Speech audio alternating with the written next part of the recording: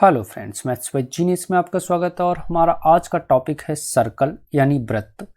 वैसे तो ये टॉपिक क्लास 8th से ही शुरू हो जाता है, 9th 10th में भी रहता ही है और कंपटीशन एग्जाम के दृष्टिकोण से भी काफ़ी इम्पॉर्टेंट है।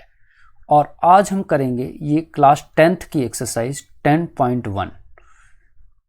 और चलिए देखते हैं क्या है क्वेश्चंस। तो पहला क्वेश्चन क्या है हमारा, एक वृत्त की कितनी स्पर्श रेखाएं हो सकती हैं। तो जो हमारा वृत्त होता है वो इस तरीके से होता है, एक ही वृत्त हो गया।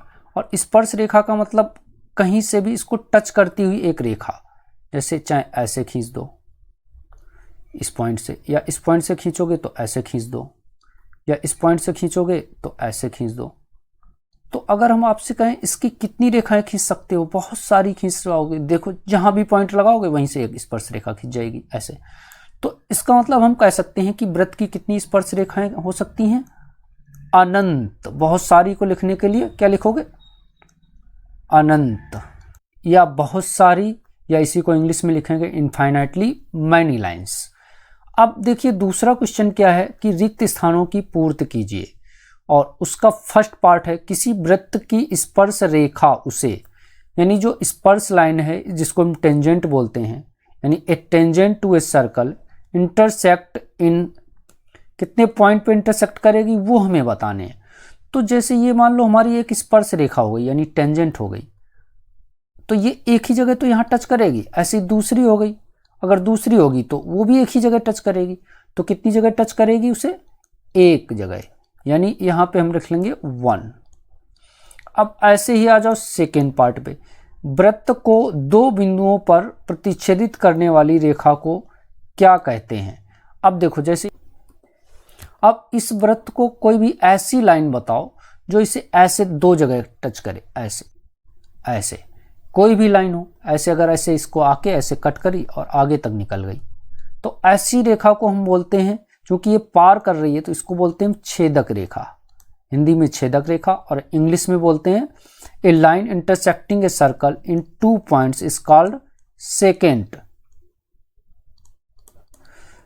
ऐसे ही अब आ जाओ थर्ड पॉइंट पे, क्या है, एक वृत्त की समांतर रेखाओं की बात होगी तो कितनी हो सकती हैं।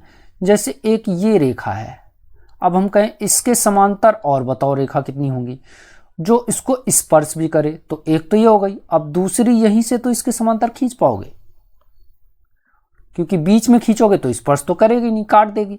तो एक वृत्त की स्पर्श रेखाएं कितनी समांतर हो सकती हैं, एक वृत्त की 2 समांतर रेखाएं हो सकती हैं, एक ये और एक ये, तो 2 हो जाएंगी, यानी इसमें आंसर हो जाएगा हमारा 2। अब ऐसी फोर्थ पार्ट में आ जाओ, एक वृत्त तथा उसकी स्पर्श रेखाओं के उभयनिष्ठ बिंदु को क्या बोलते हैं। तो उभयनिष्ठ बिंदु यानी ये वृत्त हो गया, और ये हो गई इसकी स्पर्श रेखा, और ये हो गया पॉइंट। तो इसको हम बोलते हैं क्या, स्पर्श बिंदु। क्या बोलते हैं, स्पर्श बिंदु, या इंग्लिश में इसी को बोल देते हैं हम, इसको बोलते हैं स्पर्श बिंदु, या इंग्लिश में इसे क्या बोलेंगे, पॉइंट ऑफ कॉन्टैक्ट। क्या बोलेंगे यहाँ पे, क्योंकि जहां पे ये कट करेगा वही पॉइंट हो गया, तो पॉइंट ऑफ कांटेक्ट हो जाएगा। अब देखिए हमारा पहला दूसरा क्वेश्चन तो हो गया, अब हम चलते हैं तीसरे क्वेश्चन की तरफ। तो तीसरा क्वेश्चन क्या है, a tangent P Q at a point P of a circle radius 5।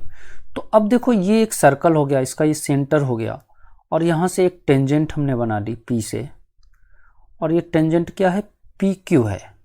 तो पी पॉइंट ये हो जाएगा और क्यू यहाँ हो जाएगा। अब क्या कह रहा है, पी क्यू हो गई एक हमारे पास टेंजेंट, और रेडियस इसकी कितनी है 5 सेंटीमीटर। तो यहाँ से सेंटर से इस पे डाल दो, ये हो गई हमारे पास O, और ये हो गई 5 सेंटीमीटर। अब क्या कह रहा है, a line through the centre O at a point Q, यानी Q से एक हम लाइन बना देते हैं। अगर हमारे पास OQ 12 सेंटीमीटर हो, OQ कितना है 12 सेंटीमीटर, O से Q तक ये नीचे हो गई 12 सेंटीमीटर, तो हमें बतानी है लेंथ ऑफ PQ। किसकी लेंथ, PQ की लंबाई, यानी इसकी लेंथ बतानी है। इसे हम मान लेते हैं x। अब देखो हमें क्या पता है कि जो टेंजेंट होती है और वो सेंटर से जो हम एक लाइन मिलाते हैं वो हमेशा राइट एंगल होते हैं। क्या होते हैं? Right angle.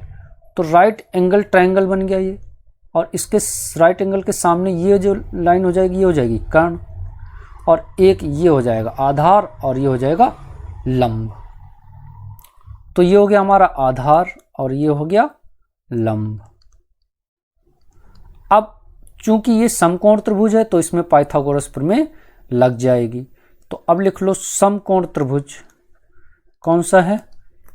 P Q R में, पी क्यू ओ में। पी क्यू ओ में क्या आ जाएगा? पाइथागोरस की प्रमेय से लंब का वर्ग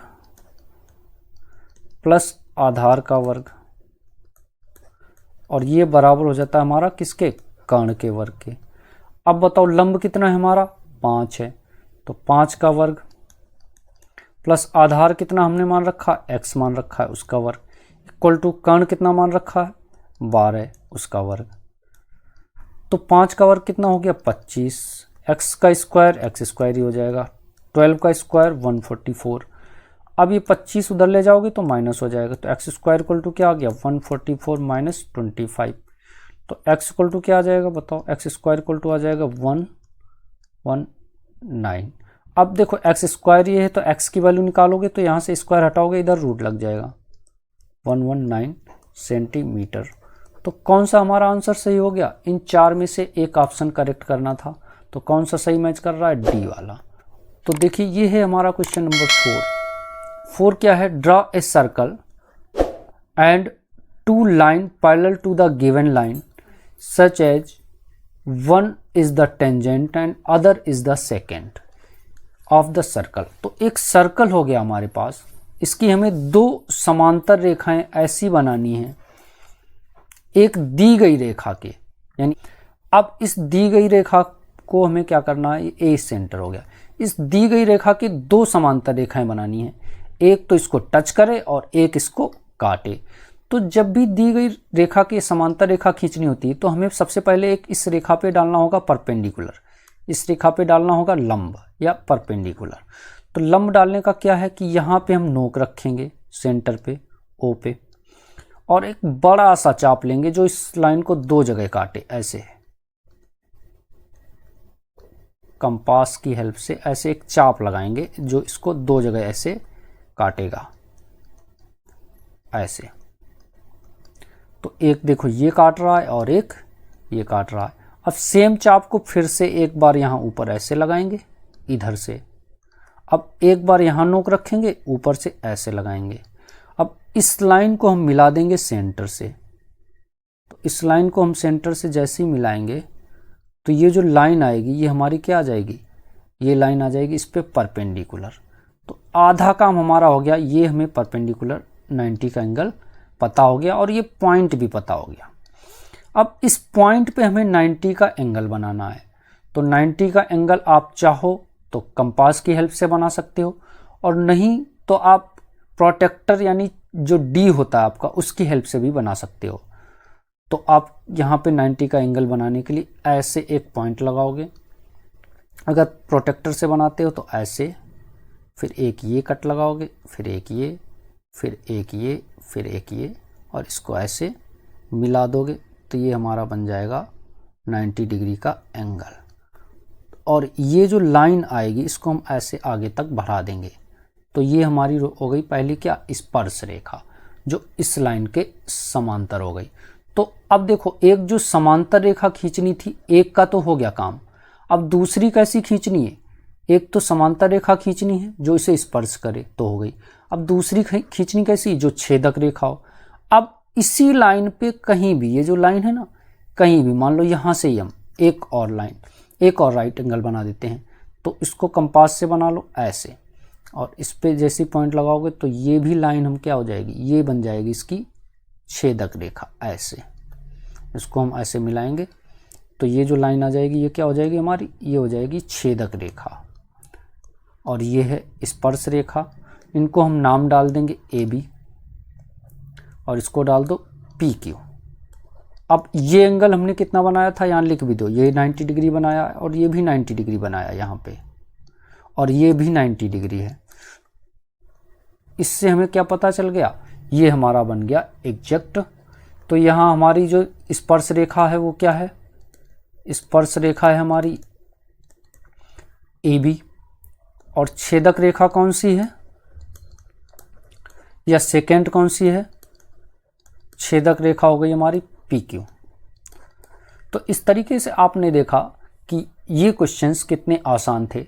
तो आशा करते हैं कि आपको ये वीडियो पसंद आया होगा। तो वीडियो पसंद आया है तो वीडियो को लाइक कर लीजिए और चैनल को सब्सक्राइब कर लीजिए, ताकि आगे की और इन्फॉर्मेटिव वीडियो की नोटिफिकेशन आपको आसानी से मिल सके। और वीडियो को पूरा देखने के लिए थैंक्स।